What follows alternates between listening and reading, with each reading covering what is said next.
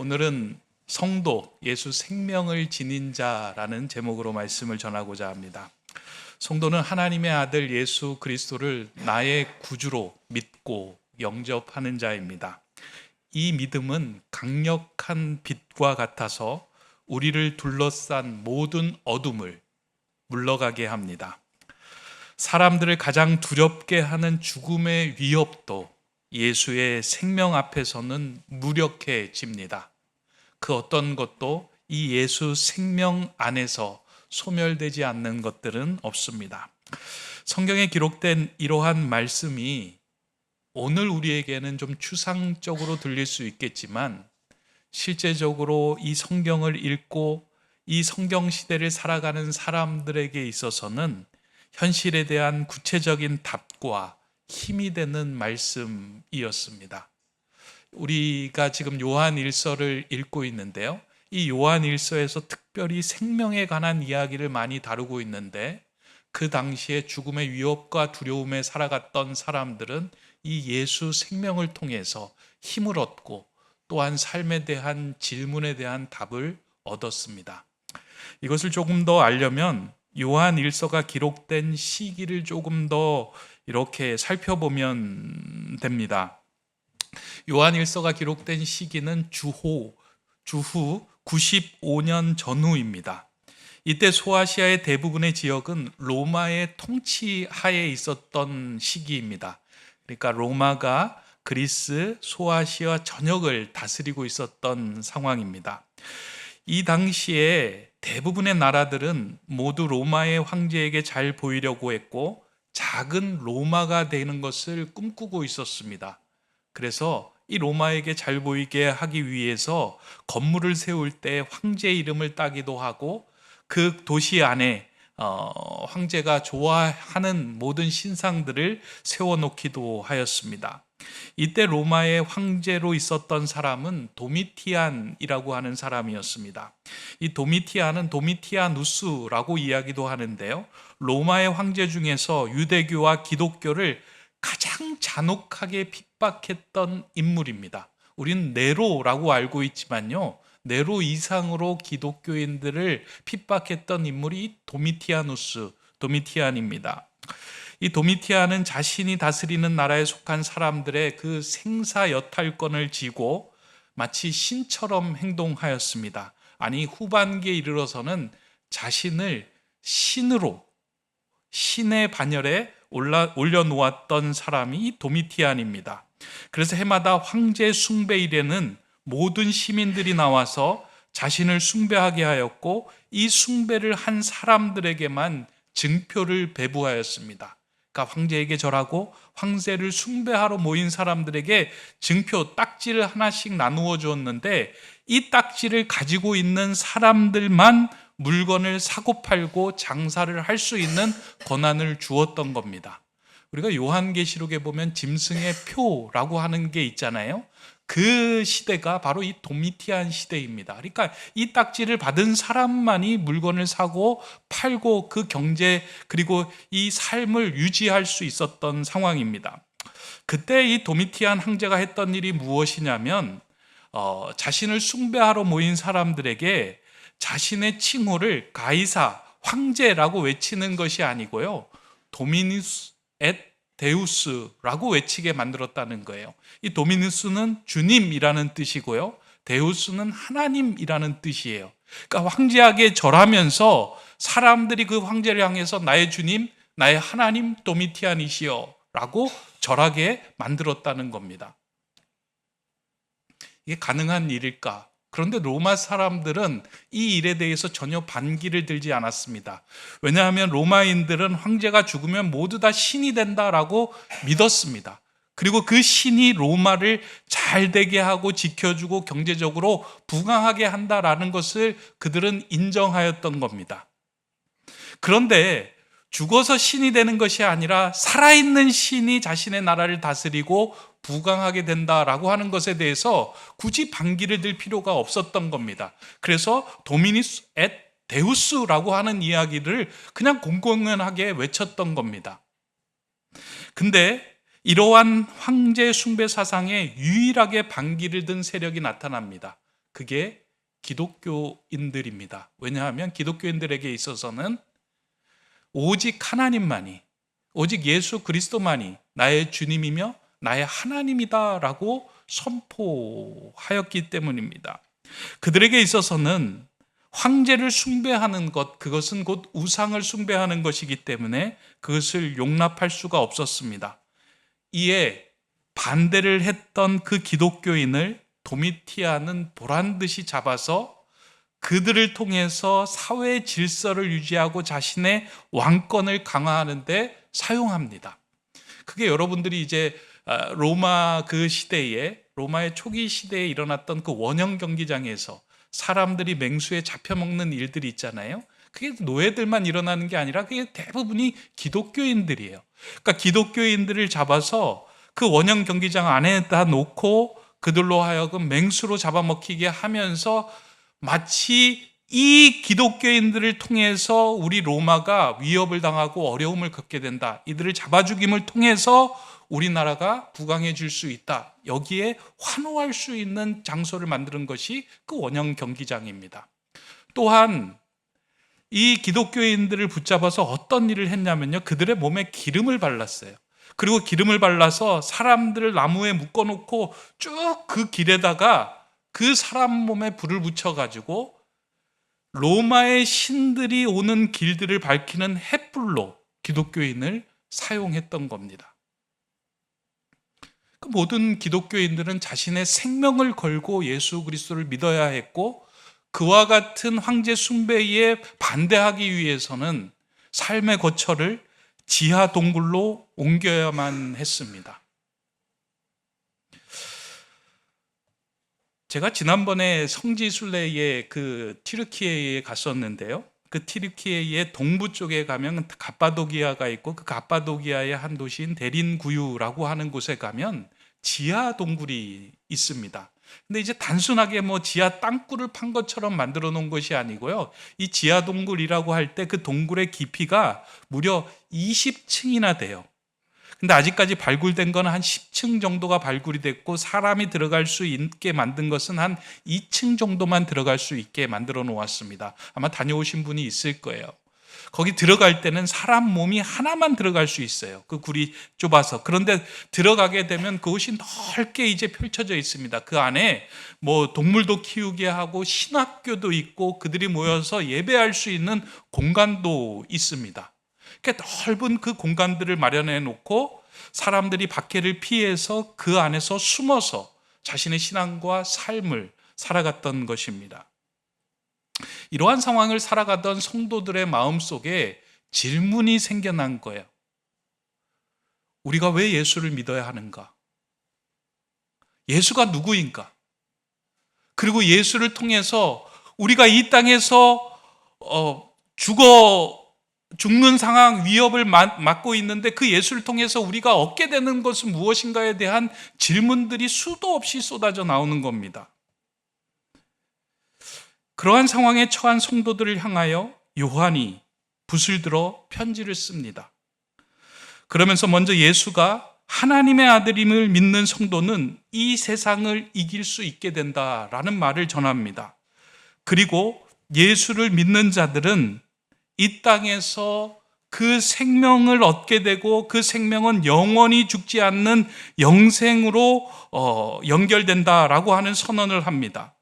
그러면서 이 말은 자신이 전한 이야기가 아니라 하나님이 증언하신 말씀이다라는 말을 그들에게 알립니다. 그것이 오늘 우리가 읽은 본문 9절의 말씀인데요. 제가 한번 읽어드립니다. 우리가 사람들의 증언을 받아들인다고 하면 하나님의 증언은 더 대단한 것입니다. 이것이 하나님의 증언이기 때문입니다. 곧 하나님이 자신의 아들에 대하여 증언하셨기 때문입니다. 증언이라고 하는 것은 누구를 설득하는 것이 아니라 자신이 보고 들은 것을 전하는 걸 증언이라고 이야기합니다. 그러니까 구약 성경에 보면 두세 사람이 하나의 일에 대해서 한 목소리로 증언하면 그것을 진리로 받아들인다라고 하는 말이 있어요. 그러니까 사람이 증언을 해도 그 말은 진리로 받는다라고 하는 이야기가 있다는 거예요. 그렇다면 사람이 아닌 하나님이 증언하신 그 일이 진리가 아니며 거짓일 리가 없다라고 이야기하는 거예요. 그러니까 하나님이 증언하신 것은 온전한 참이며 진리이며 이 땅에서 반드시 이루어지는 일이며 사실이다라고 말씀하고 있습니다. 사실 어떻게 보면 사람은 자신이 보고 들은 거지만 그 증언에는 한계가 있어요.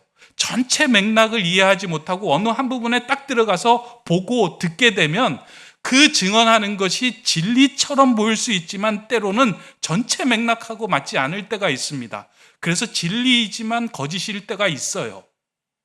온전하지 않기 때문에 그래요.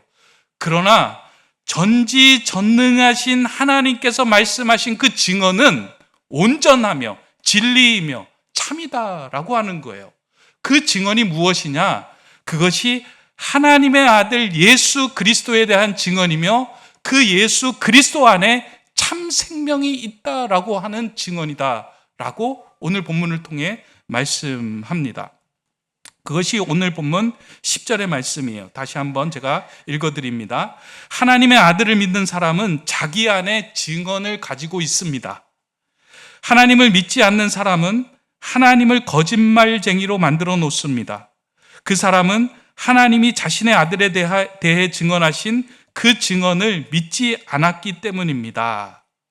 그러니까 하나님의 아들을 믿는 사람은 자기 안에 증언을 가지고 있다라고 하는 거예요. 이게 너무나도 중요한 말입니다.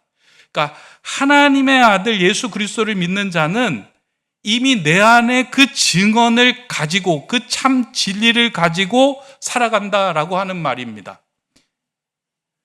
여러분, 이 증언이라고 하는 말이 조금 더 이해하기 쉽게 풀어보면 하나님의 언약이라는 말로 바꿔 써도 무방합니다. 그러니까 하나님께서 우리에게 약속하신 말씀이에요.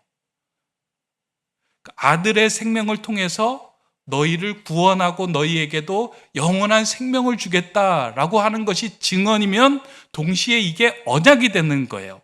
근데 하나님께서 말씀하신 이 언약은 반드시 성취가 돼요.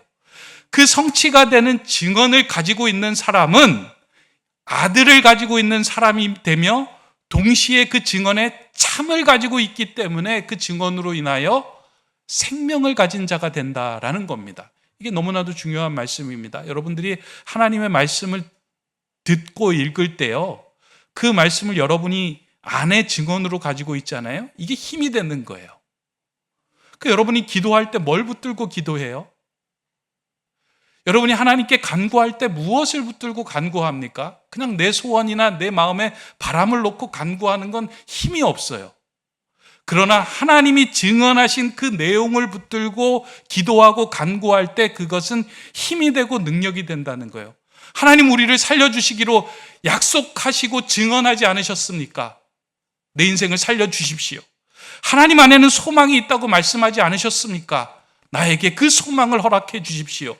하나님을 믿는 자에게는 영원히 죽지 않는 영생을 허락하신다고 하지 않으셨습니까? 하나님을 믿는 자는 병을 치유한다고 하지 않으셨습니까? 라고 하는 그 약속의 말씀 증언을 붙들 때 그 증언이 우리 안에 있다라는 거예요.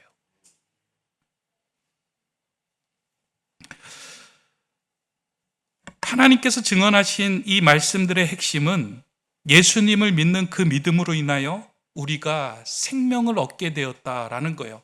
그러니까 하나님의 아들에 대해서 증언한다라고 하신 이 말씀은 그 아들 안에 생명이 있고 이 생명을 통하여 우리도 참 생명을 얻게 되었다라고 하는 것에 대한 증언이다라는 거예요.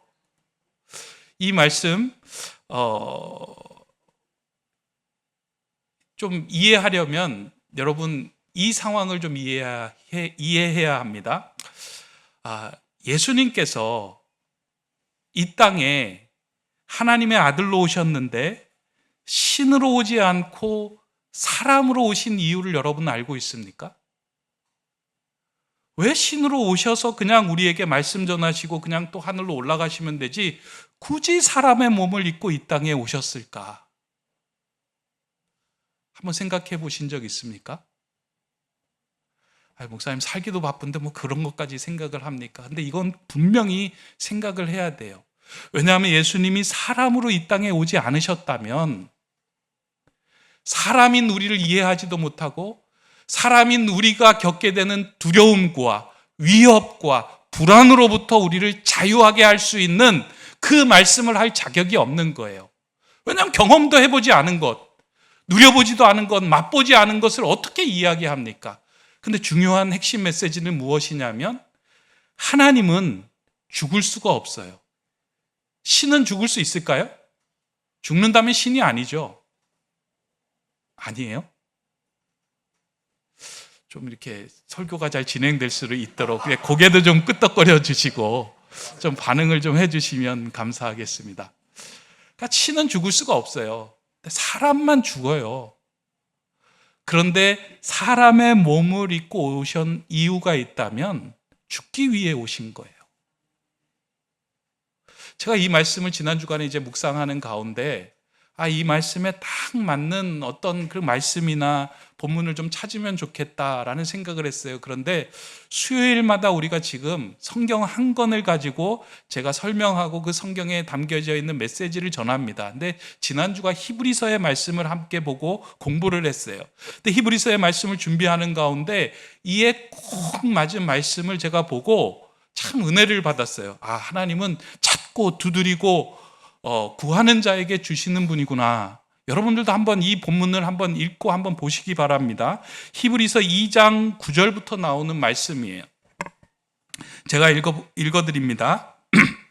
오직 우리가 천사들보다 잠시 동안 못하게 하심을 입은 자, 곧 죽음의 고난 받으심으로 말미암아 영광과 존귀로 간을 쓰신 예수를 보니, 이제 예수가 이 땅에 오신 거예요. 이를 행하심은 하나님의 은혜로 말미암아 모든 사람을 위하여 죽음을 맛보려 하심이라. 예수님이 이 땅에 오신 이유가 뭐라고요? 죽음을 맛보려 하심이라. 또 이어서 14절로 넘어가면요, 자녀들은 혈과 육에 속하였음에 그도 또한 같은 모양으로 혈과 육을 함께 지니심은 죽음을 통하여 죽음의 세력을 잡은 자 곧 마귀를 멸하시며. 그러니까 육신의 몸을 입고 와서 죽음을 통하여 죽음의 세력을 잡은 자 마귀를 멸하시기 위하여 오셨다. 15절로 넘어갑니다. 또 죽기를 무서워함으로 한평생 매여 종노릇 하는 모든 자들을 놓아주려 하심이니. 왜 사람이 되어서 오셨다고요? 죽음을 무서워하여 한평생 종노릇 하는 자들을 놓아주기 위하여 오셨다라고 말씀하는 거예요. 아멘입니까? 16절에 보면 이는 확실히 천사들을 붙들어 주려 하심이 아니요 오직 아브라함의 자손, 믿음의 자손을 붙들어 주려 하심이라. 예수님께서 이 땅에 사람으로 오셨다 하는 이유를 대는 그 성경 구절은 이 히브리서 2장 9절서부터 이 15절의 말씀이 유일합니다. 그러니까 왜 사람으로 오셨을까? 그러니까 핵심이 이거예요. 죽음을 맛보고, 우리가 두려워하는 그 죽음을 맛보고 난 후에, 그 죽음을 이겨내시고 난 후에 더 이상 세상을 살아가는 성도들로 하여금 죽음의 종노릇하지 않게 하기 위하여, 놓아주기 위하여 예수님이 이 땅에 오셨다는 거예요. 이걸 하나님이 증언하시고 이 예수의 생명을 지닌 자들은 그 모든 우리를 두렵게 하는 죽음으로부터 벗어나게 하실 것이다. 그 증언이 저와 여러분 안에 있다라는 겁니다. 그럼 어떻게 해야 돼요, 우리는? 죽음에 대해 두려워하며 살아가야 하는 존재입니까? 아니면 그 죽음으로부터 자유하는 존재로 살아가야 합니까? 자유하는 존재로 살아가야 한다는 거예요. 이 땅을 살아가는 사람들 중에서 죽음을 두려워하지 않는 사람은 아무도 없습니다. 그러다 보니 죽음 앞에서 우리의 마음은 위축되고 어두워지는 것이 당연한 일입니다. 그러나 본문은 이에 대하여 하나님의 아들인 예수를 믿는 자는 그렇게 위축되거나 두려워할 필요가 없다라고 말합니다. 왜냐하면 하나님을 믿는 자녀인 성도는 결코 죽음의 삼키움을 당하지 않는 존재가 되었기 때문입니다. 성도들은 죽음의 삼키움을 당하는 존재가 아니고요, 그 죽음마저도 생명으로 이겨내는 자들이다라는 말씀이에요. 세상에서 사람의 죽음을 정의할 때 숨이 멈추면 그 사람이 죽었다라고 말합니다. 그래서 드라마 같은 데 보면요, 그 사람이 죽었는지 안 죽었는지를 살펴보려면 손을 가지고 이 코끝에 대보잖아요. 그럼 숨을 쉬지 않으면 그 사람은 죽은 거예요.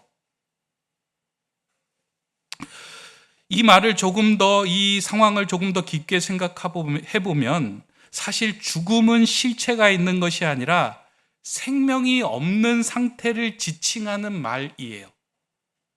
그러니까 생명이 빠져나간 상태를 죽음이라고 이야기하는 거예요. 마치 어둠이라는 것이 실체가 없는 것과 같다라는 말과 동일합니다. 우리는 어둠에 실체가 있다라고 생각하지만 실제로 어둠은 실체가 없는 것이며 빛이 없는 상태를 어둠이다라고 말하는 거예요. 그러니까 어둠이 있는데 갑자기 빛이 확 들어오면 그 어둠의 실체가 남아있어요. 흔적도 없이 사라지는 거예요. 그러니까 어둠은 빛이 없는 상태예요. 그러니까 죽음은 생명이 없는 상태를 이야기하고 있는 거예요. 여러분의 집이 어두워서 사물을 분간할 수 없을 때 전등 스위치를 켜서 빛이 들어오면 어둠이 순식간에 사라집니다. 그렇게 비치며 생명의 근원이신 예수님이 우리를 비춰주는 순간, 우리 안에 담기는 순간 우리를 주관하는 어둠과 죽음의 문제가 순식간에 사라집니다. 그래서 성경은 하나님의 아들 예수 그리스도를 믿는 그 믿음이 세상을 이기게 된다, 죽음을 이기게 된다라고 증언하고 있습니다. 그리고 이 생명을 소유한 자는 실체가 없는 죽음에 삼키지 않고 영원한 생명을 누리게 된다라고 말합니다. 요한이 증언하고 있는 메시지가 이 메시지예요. 그래서 오늘 본문의 마지막 구절은 이렇게 결론을 맺습니다. 본문 12절의 말씀인데요, 이는 개역개정판의 말씀이 훨씬 더 선명하게 다가옵니다. 제가 읽습니다. 아들이 있는 자에게는 생명이 있고 하나님의 아들이 없는 자에게는 생명이 없느니라. 예수 안에 생명을 담아두었는데 그 생명을 담아둔 아들을 내 안에 품고 그 예수 그리스도를 나의 주님으로 영접하는 자들은 생명이 있는 자인데 그 아들이 없는 자에게는 생명이 없다. 이 말씀입니다. 여러분, 이 사실을 믿으십니까? 아들이 있는 자에게는 생명이 있대요. 왜냐하면 그 아들 안에 하나님께서 생명을 담아두시고 그 아들을 믿는 자로 하여금 영원히 죽지 않는 영생을 허락하게 하기 위하여 이 땅에 보내신 분이 예수 그리스도이기 때문입니다. 예수가 우리 안에 있으면 우리는 영원히 죽지 않고 하나님의 나라로 이루어지는 영생을 얻은 존재가 됩니다. 요한은 이 이야기가 자신의 말이 아닌 하나님의 증언이다라고 말합니다. 따라서 이 하나님의 증언을 들은 성도는 이 땅에서 실체 없는 죽음의 노예로 살아가지 말고 영원한 생명을 지닌 자로 담대하게 살아가라고 당부합니다. 또한 예수로부터 주어진 이 생명은 우리가 죽어서 얻게 되는 것이 아니라 지금 바로 이 땅에서 누리는 새 생명이다라고 말합니다. 우리가 이제 그 생명에 대해서, 영생에 대해서 이야기하면요, 자꾸 이 땅에서 살다가 죽어서 가는 하나님의 나라라고만 생각을 해요. 그런데 그것이 아니라 이 땅에서 예수 그리스도를 나의 주님으로 영접하는 순간부터 우리는 그와 같은 새로운 생명을 품은 존재가 되었다라는 거예요. 더 이상 두려움과 죽음의 종노릇하는 존재가 아니라 내 안에 있는 생명이 그것을 뚫고 나와서 나로 하여금 생명력 있는 존재로 살아갈 수 있는 그 은혜와 능력을 소유한 자가 되었다라고 하나님이 증언하셨다. 이 말씀을 우리에게 전하고 있습니다. 그렇다면 여러분들은 여러분 안에 있는 예수의 생명이 여러분 자신을 뚫고 나와서 여러분을 두렵게 하고 무섭게 하고 위협하는 그 죽음으로부터 자유함을 얻은 존재로 지금 살아가고 있습니까? 아마 여기에 대해서 이렇게 속 시원하게 대답하지 못할 분들도 계실 것 같습니다. 제가 지난번에 그 아동부에서 이렇게 부활절에 씨앗을 심고서 저에게 물을 주어 키워달라는 부탁을 이렇게 받은 적이 있습니다. 한번 말씀드린 적이 있어요. 그 아동부에서 이제 부활절에 씨앗을 키워서 이 씨앗에서 생명이 나오는 것을 보고 아이들에게 아마 뭔가 메시지를 전하려고 준비를 했던 것 같아요. 그래서 목사님이 이제 일주일 내내 교회에 계시니까 그 이제 심어놓은 그 씨앗에 물을 주면서 좀 키워주시기 바랍니다. 그러면서 이렇게 부직포 같은 데다가 이렇게 흙을 담아놓고 그 안에다 씨를 하나 툭 넣어놓은 거예요. 그래서 제가 정말 기도하는 마음으로 물을 주고 열심히 자라라 하고 매일 가서 이제 그 물을 줬는데 그 일주일, 2주일 지나도 싹이 안 나오는 거예요. 그래서 어떤 그 선생님이 저한테 그러더라고요. 목사님 물 열심히 안 주셨죠? 막 그러면서 이제 저한테 막 화살이 막 돌아오는 거예요. 그래서 야, 이러다가 이거 내가 생명을 죽이는 목사가 되겠구나 라는 생각에 그 씨앗을 들고 옥상에 가가지고 이제 우리 옥상의 화분에다가 그것을 심은 거예요. 그리고 어떤 거는 이제 부직포를 좀 찢어내고 심고 어떤 거는 부직포 있는 그대로 심었어요. 그리고 난 후에 제가 또 열심히 물을 주고 또 빛을 보게 하고 공기를 이렇게 맞게 하니까 한 2주일 지났을까 거기서 싹이 나온 거예요. 그리고 지금 자라나는데요. 여러분 한번 옥상에 가보시면 좋을 것 같은데 토마토에는 꽃이 피고 열매가 맺혔어요. 대부분 그 부직포를 뚫고 땅을 뚫고 나왔던 생명들은 자라고 성장하여 꽃을 피우고 열매를 맺게 된 거예요. 근데 그 중에 그것을 뚫고 나오지 못한 씨들은 그냥 그 안에서 소멸되고 말라버리고 사라지게 된 거예요. 그걸 보면서 그런 생각을 했어요. 제가 열심히 물은 줬지만 태양의 빛과 공기와 여러 가지 환경들과 어울려지는 가운데 그 답답한 것을 뚫고 나온 생명은 살아나지만 그것을 뚫고 나오지 못한 생명은 사라지고 없어져 버리는구나. 예수의 생명이 우리 안에 있는데요. 이 생명이 나를 뚫고 나와서 이제는 내가 산 것이 아니요 내 안에 있는 예수 그리스도가 사는 것이다 라고 고백하는 삶을 살아가는 자만이 예수의 생명으로 이 땅을 살아갈 수 있는 거예요. 그러나 여전히 내 안에 그냥 씨로 두려움과 위험과 공포 속에서 그냥 잠잠히 머물러 있는 그 예수 생명을 가두고 있는 사람은 그 삶의 변화가 생기지 않아요. 저는 신앙생활 하면서요, 여러분들 안에 있는 하나님의 씨, 예수의 생명이 여러분을 뚫고 나와서 지금까지 내가 나를 주장해왔던 내 가치관, 기준, 내 생각, 내 지혜들을 모두 벗어버리고 내 안에 있는 예수 생명이 나를 주장하여 살아갈 수 있다면 그것은 이 땅에서 내가 당한 환경이 비록 거칠고 내 환경이 죽음에 몰리는 상황 속에서도 우리는 이렇게 고백할 수 있습니다. 그곳이 하나님의 나라입니다. 나는 영원한 생명을 지닌 자들입니다. 나는 이것으로 인해서 절망하거나 낙심하지 않습니다. 왜냐하면 내 안에 예수 생명은 나를 영원히 살게 할 것입니다. 이 당당한 고백을 할 수 있다면 얼마나 아름다울까. 이 설교 후에 우리가 함께 부를 찬송가 438장 3절에는 이 은혜를 경험한 그 저자가 이러한 그 가사로 이 내용을 이렇게 고백합니다. 높은 산이 거친 들이 초막이나 궁궐이나 내 주 예수 모신 곳이 그 어디나 하늘나라.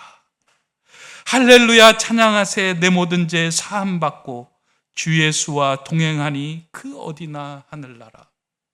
높은 산이 거친 들이 아무리 나를 짓누를지라도 내 안에 예수 생명이 있어서 그것이 나를 뚫고 나와 예수가 나를 주장할 때 그곳이 하나님의 나라가 된다라고 고백하는 것입니다. 오늘 누가 이러한 고백을 하시겠습니까? 내 안에 있는 예수 생명으로 나를 뚫고 나와 이제는 내가 산 것이 아니요 내 안에 있는 예수 생명이 나를 주장하며 삽니다.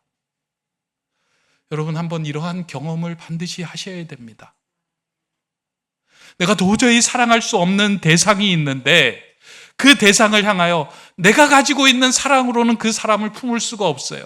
그러나 내 안에 있는 예수의 생명과 그 사랑이 나를 뚫고 나와서 그 사랑을, 그 삶을 품는 거예요. 도저히 내가 용납할 수 없고 도저히 이해할 수 없고 도저히 감당할 수 없는 이 어려운 환경에 이제는 내가 산 것이 아니라 내 안에 있는 예수의 생명이 나를 살게 합니다. 그것이 나를 뚫고 나와 그것이 나를 주장합니다. 이 고백을 할 수 있다면 그 삶은 진정한 예수 생명을 지닌 성도의 삶이 됩니다. 요한이 지금으로부터 2000년 전에 그 어두운 지하 동굴에 사는 성도들을 향하여 이 편지를 써서 보낸 거예요. 힘들지, 어렵지, 그러나 두려워하지 말자. 우리 안에는 예수 생명을 가진 자들이야. 그 예수 생명이 너희를 뚫고 나오면 비록 이 땅에서 죽지만 바로 하나님의 나라로 이어지는 그러한 영원한 생명이 너희 안에 있으니 두려워하지 마, 답답해하지 마. 아마 이 말씀을 받은 그들은 그 안에서 어둡지만 그 어둠에 사로잡히지 않고 죽음의 위협과 두려움이 있지만 그것에 삼키우지 않고 생명력을 품고 살아갔을 겁니다.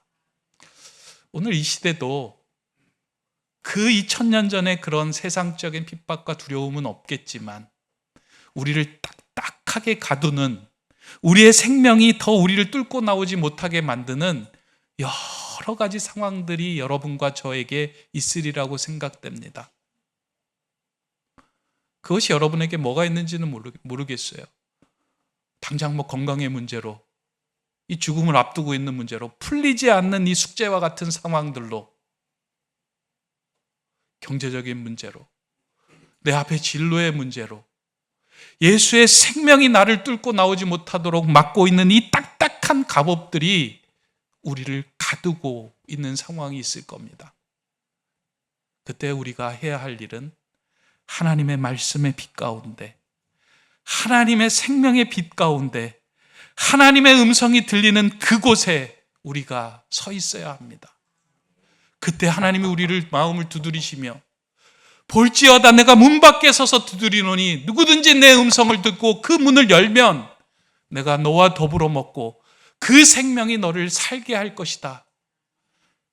그러한 음성을 듣고 그러한 예수 생명을 가지고 살아가는 저와 여러분 되시기를 주님의 이름으로 간절히 축원합니다. 기도하겠습니다. 사랑의 하나님, 참 생명이신 예수님을 우리에게 보내주심에 감사드립니다. 예수님을 믿는 그 믿음의 능력으로 실체 없는 어둠과 죽음의 불안에서 떨지 않게 하시고 예수 생명이 나를 뚫고 나와 영원한 하나님의 나라를 이 땅에 보여주는 산 증인 되게 하여 주시옵소서. 오늘 예배하는 모든 성도들의 삶에 드리워진 실체 없는 두려움과 죽음의 그늘이 참 빛이신 예수님을 통하여, 참 빛이신 하나님을 통하여 모두 사라지게 하여 주시옵소서. 예수 그리스도의 이름으로 기도드립니다. 아멘.